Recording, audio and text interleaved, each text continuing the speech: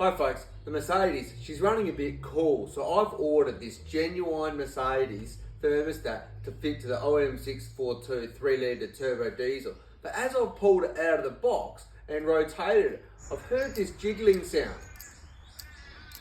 So looking in here, I think the rattling's actually normal, because I can see there's this little jiggler valve, which I think's to release the air bubbles, any air bubbles that may be in the cooling system, through the thermostat. But you let me know down in the comments, is this normal?